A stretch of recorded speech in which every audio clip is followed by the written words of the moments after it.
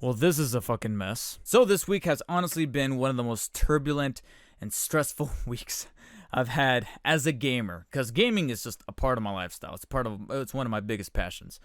And whenever there's a transition between a generation to another with new console releases, it's almost like our Super Bowl, you know what I mean? It's almost like this big glorious event that is very difficult to really describe.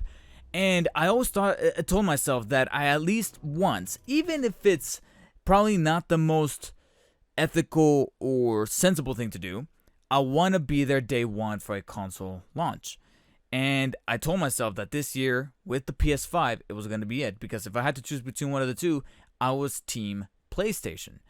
And as the year went on, we started to get more and more details about what these consoles can do, what games are going to be coming down for it, what kind of services are they going to offer, and then the two biggest topics of discussion that everyone was just going back and forth as time started to run out as we get closer to holiday release is, hello, give us the fucking price and the release dates, because some of us have some budgeting to do. Some of us have to make sure that we have enough money for these consoles because we kind of have other things going on in our lives. So after some leaks that definitely motivated the decision, Xbox announced the release date and the pricing for both the Series X, their flagship console, and then their budget, lighter weight, but still capable Xbox Series S consoles, priced at $499 and $299 respectively, both being released on November 10th. This past Wednesday, PlayStation had their showcase where they not only showed some more gameplay footage and revealed trailers and teasers alike for various titles, both of ones that have been confirmed and then others that were rumored, and then others that we didn't even know were in development, but we were kind of expecting to happen. And some of you guys have already seen some of my reactions here on the YouTube channel. I think that I should have at least 3 reactions up of some of the biggest titles that were announced at that showcase. And then for those of you who caught me live on both Twitch.tv and Facebook Gaming, links are in the description below, you guys saw my real-time reaction. We all kind of had like an overall discussion on it. So at the end of that showcase, they themselves, in a very smug manner via Jim Ryan, who's just like, you know, they announced that the PlayStation 5 is going to be priced at $499 for the disc version and $399 for the digital version, both releasing on November 12th, just 2 days after the Series X. If only they couldn't have given a bigger middle finger to Microsoft. But then, what you can argue as cybernetic chaos struck when, out of nowhere, somebody pushed a button. Some have theorized it was the retailers, others theorized it could be Sony who was pulling the strings, but someone flipped the switch a little too early and let pre-orders go live shortly after the showcase. And the floodgates just poured the fuck in. You had pages crashing, you got errors happening, credit card information not being taken, and then eventually everything flatlined later that evening, to the point where not a single retailer had a pre-order available for the PlayStation 5. And for someone like me who was kind of busy working at the time, so I had to wait until I got home to not only witness all these news kind of unfold as I reacted to the live stream, but also noticed that the pages for Best Buy, Amazon, and Walmart alike were not working. I, of course, missed out on my PlayStation 5 pre-order.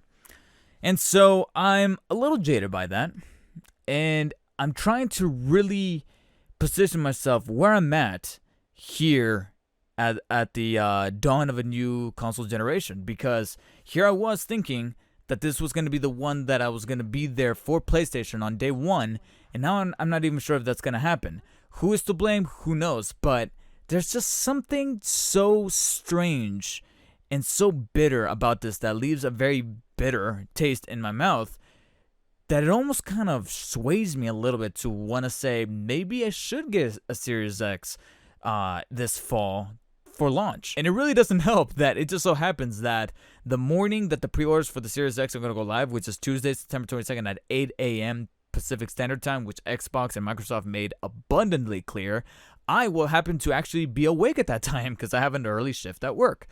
So I'm almost thinking, like, is it meant to be?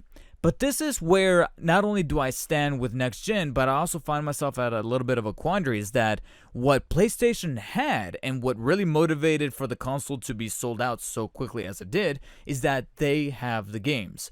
And that's ultimately where next gen falls. You can soup up your console to be the likes of that of like a PC, where it can have the highest GPU and the best teraflops and the most power intensive capacity, the likes of which we've never seen before, because these consoles are as closest to a gaming PC as they're ever going to get for the very attractive price of being, frankly, no more than $500 either one. But it really does boil down to the games. The games are exactly the draw as to why we should be loyal to some of these properties, some of these products, because ultimately they're products, and this whole thing is a business.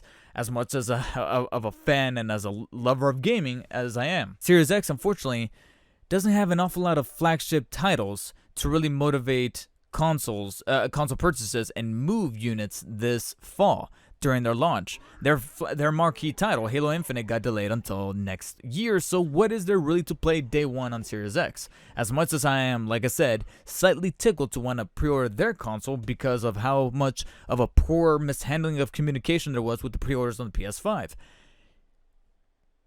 Crickets. You have third-party titles like Cyberpunk 2077, which could be playable on launch only without the graphical update, as well as plenty of other third-party content like Ubisoft's titles, whether it be Watch Dogs Legion or Assassin's Creed Valhalla, and then a couple of others. There's graphs out there that kind of show and compare which games are going to be available at launch for both consoles, and that's ultimately where, admittingly, PlayStation was succeeding, is that they had exclusives like Miles Morales, Demon Souls Remake, and Sackboy.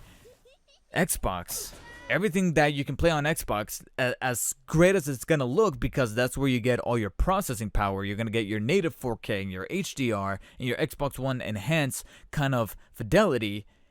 PlayStation's going to have that unique experience that Series X is not going to be able to really replicate, at least until Halo Infinite drops. And even then, that's also going to be available on the PC. So I'm in a very tumultuous relationship with next gen right now, that I don't know about any of you guys, but there's a part of me that's mildly tempted to just skip this generation altogether, at least until next year, and just try to complete my fucking backlog, which is just too big for words. And also just focus on the titles that we have yet to complete for the end of this year. Immortals Phoenix Rising. Give me that. What are your guys' opinions so far on next gen, whether it be with Sony's PlayStation 5 or Microsoft Series X? Which one are you going to be picking up day one? Have you procured your pre-orders for the PlayStation 5 already?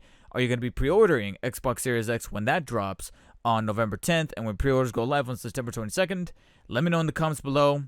What are your guys' thoughts on this whole, just clusterfuck of orderings that just makes us all, really ponder as to how much do we really need these titles and these consoles at the moment. For me, the only thing I can really say about myself is that I will continue to be checking the pages for the PlayStation 5 on Best Buy and Amazon, but I'll live. I'll live if I actually do not end up getting a PS5 by this holiday season, especially now knowing that Miles Morales and Sackboy are going to be releasing on the PS4 simultaneously. So the only true next-gen game that you're getting on PS5, exclusive to the PS5 on launch day, is Demon Souls. And now we're kind of back to square one. Let me know your thoughts. Like, comment, and share. And as always, stay humble, guys. See you later.